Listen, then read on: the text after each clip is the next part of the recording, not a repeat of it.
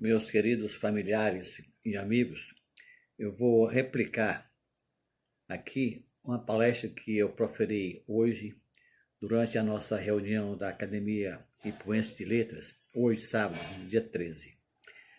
A palestra teve como título Breve Histórico sobre a Música Clássica Ocidental.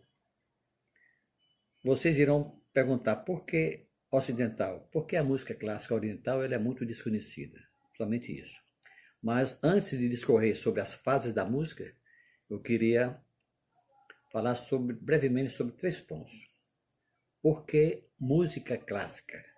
Porque a música clássica é tudo aquilo que é permanente e bonito.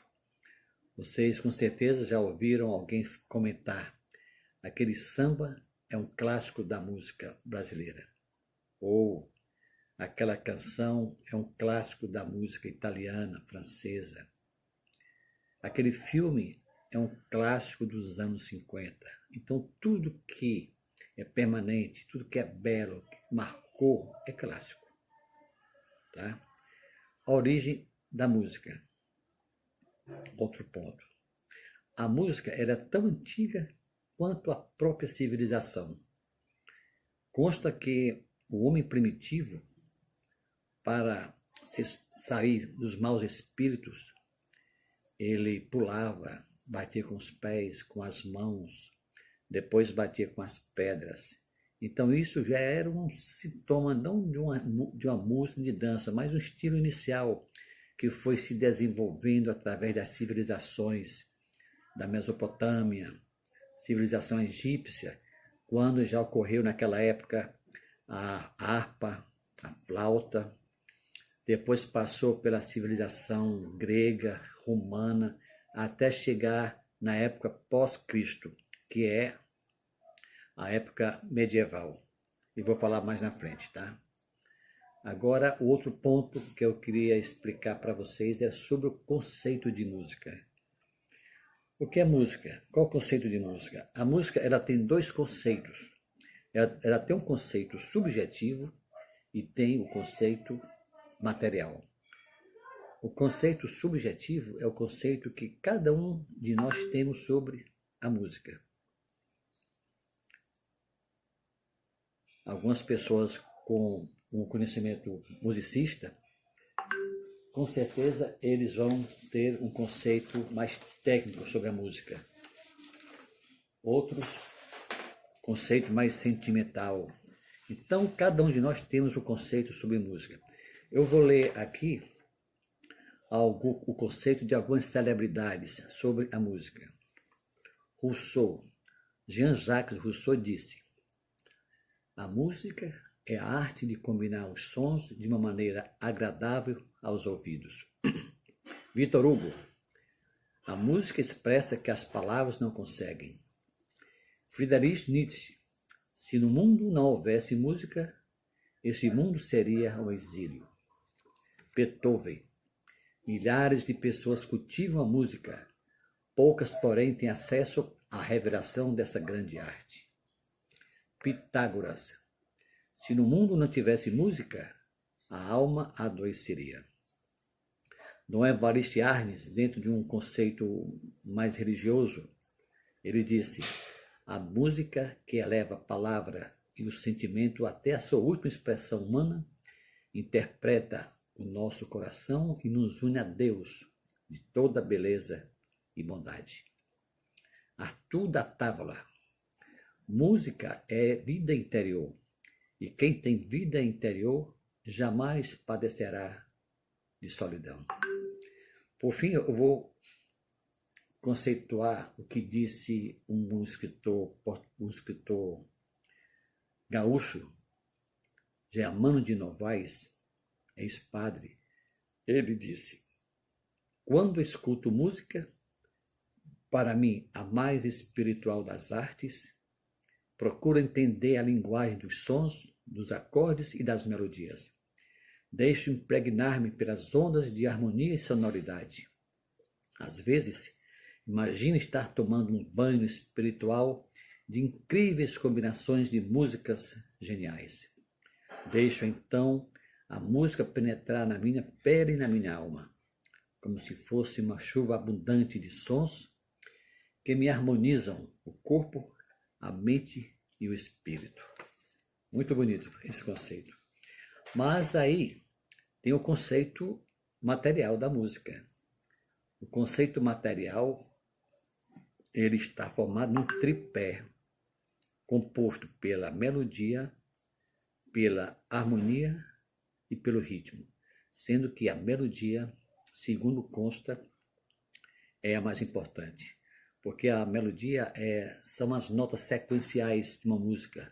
É aquela música que a gente tagarela, que a gente canta, que assobia, é aquela música que ela penetra no seu âmago, vai lá dentro, é a melodia. O ritmo, ele só vai na epiderme. Se você está num ambiente descontraído, numa praia, aquele ritmo gostoso, você se balança todo, mas ele vai e volta, não penetra em você, é diferente. Então, a melodia, sem dúvida, é dos itens que compõem a música, o material, o mais importante. Vamos então agora falar sobre as fases da música. Como eu falei, depois de Cristo, no nascimento de Cristo, começou a fase medieval, porque ocorreu a música primitiva, as civilizações Mesopotâmia, egípcia, grega, romana, e chegou na época pós-Cristo, a época medieval, que corresponde exatamente de 476, que foi a queda do Império Romano, que vai até 1453, com a tomada de Constantinopla pelos turcos. Constantinopla hoje, além disso, Istambul. Dá licença.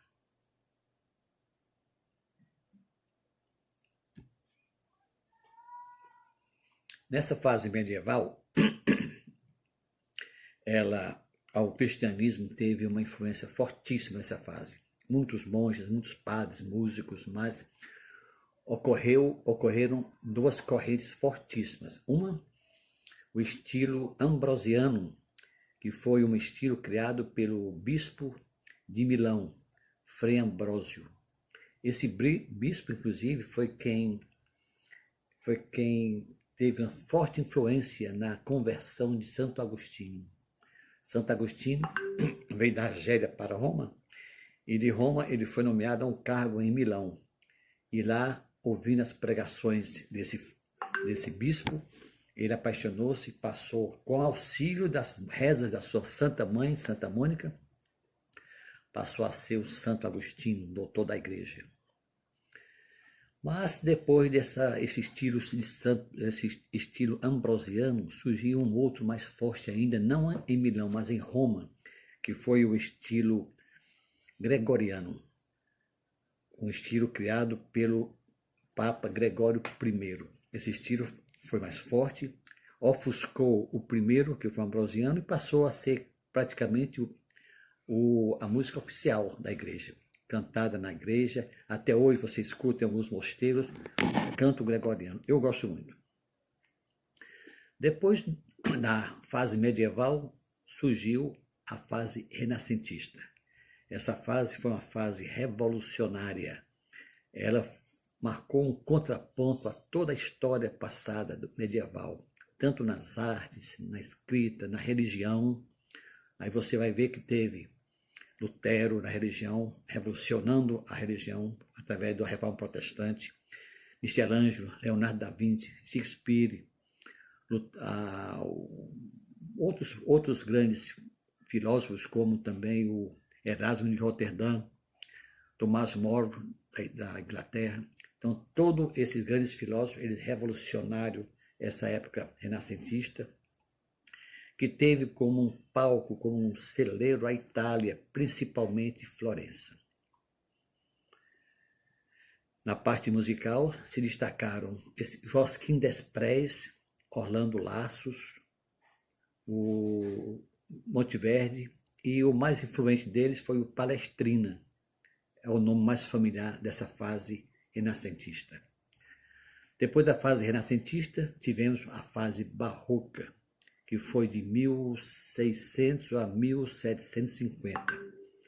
Essa fase barroca também muito importante, foi quando deu início às primeiras orquestras, os primeiros conjuntos, embora tímidos, mas começou as orquestras na fase barroca. E teve como centro Veneza, na Itália, destacando Vivaldi, o Bispo Vermelho. E também nessa fase barroca, o mais importante de todos foi Johann Sebastian Bach. Se você lê as biografias de Beethoven, de Mozart, de Joseph Haydn, muitos deles, Schumann, todos eles comentam sobre Bach como pai da música. Além de Bach, teve na fase barroca Monteverdi, o Scarlatti, o Handel e Vivaldi. E todos eles têm histórias bonitas, histórias tristes. Vivaldi apaixonou-se por uma aluna de música, viveu com ela, tirou a batina, foi para Viena, onde lá morreu pobre. Essas histórias de cada um desses grandes músicos, histórias muito tristes às vezes. De 1750 a 1810 veio a música clássica, também conhecida como a música galante. Aí tiveram alguns cobras da música, como Beethoven, Mozart, Joseph Haydn, os filhos de Sebastian Bach, Felipe, o outro é o Juan Sebastian, Juan Christian, uma coisa assim. Também fizeram parte dessa fase clássica da música. Foi também nessa fase clássica da música que a orquestra tomou sua forma mais completa. Foi nessa fase. Se você lê as biografias de Mozart, de Beethoven, aí você vai encontrar alguns fatos curiosos entre eles mesmos. Dizem, por exemplo, que Beethoven foi aluno de Mozart. Nunca foi. Beethoven é mais novo do que Mozart, uns 14, 16 anos. Tinha uma loucura de conhecer Mozart e o Joseph Haydn em Viena. E foi realmente. Conheceu apenas uma vez, esteve com Mozart, tocou para o Mozart ficou encantado com Beethoven e disse que esse rapaz, na época, 18 anos, ainda vai ser falado pelo mundo inteiro. De fato foi. Mozart já tinha seus 35, já estava próximo de morrer, quando isso aconteceu. Mas Joseph Haydn foi, sim, professor de Beethoven, em Viena. Depois de 1810, até o final do século XIX, início do século XX, veio a fase romântica da música, onde teve grandes cobras também, como Schubert, Mendelssohn, Paganini, violino, Chopin, Schumann, Wagner, Verdi, Brahms, Tchaikovsky, Grieg, Strauss, Dvorak, o tcheco. Então foi um celeiro de grandes compositores. Eu sou apaixonado pelas composições, pelas músicas de Chopin, pelas músicas de Tchaikovsky, pelas músicas de... O Strauss, de tanto sucesso que fez suas valsas, já ficou cansativas, mas um grande talento. Então essa fase romântica foi uma fase riquíssima e todos esses compositores tiveram a sua história. Chopin, uma história triste. Ele é polonês, foi para Paris, muito jovem, conheceu lá Liszt, grande pianista da época, o galã da sociedade, dos salões parisienses, e Liszt apresentou Chopin à escritora George Sand. Essa escritora muito emancipada, passou a viver com Chopin durante 8, 9 anos, mas uma convivência perturbada, Chopin muito doente, tuberculoso, e ele foi para Espanha tentar se recuperar da tuberculose, não conseguiu, retornou para a França e morreu solteiro e triste, e só. São as histórias que tem de cada um desses compositores. Schumann tem uma história engraçadíssima. O Brahms foi apresentado ao Schumann através de um amigo.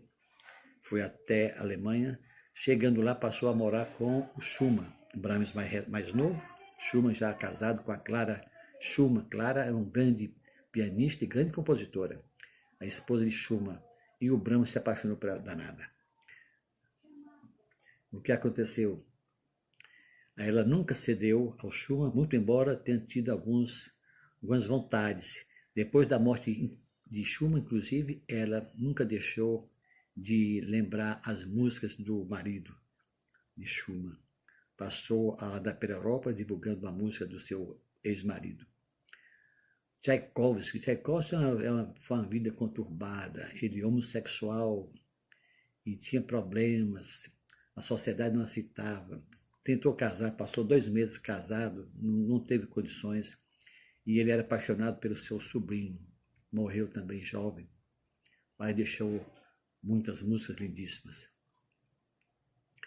Aí, pessoal, depois desse século, depois da música romântica, nós chegamos à música do século XX. A música do século XX ela foi polarizada, ela foi globalizada, podemos dizer, e tanto é que você vê que em muitos países eles tiveram suas próprias raízes musicais. Você vê em Portugal o fado, Argentina o tango, no Brasil com a Chiquinha Gonzaga surgindo com o chorinho no final do século XIX, início do século XX. Aí você vai nas Antilhas, tem o salsa.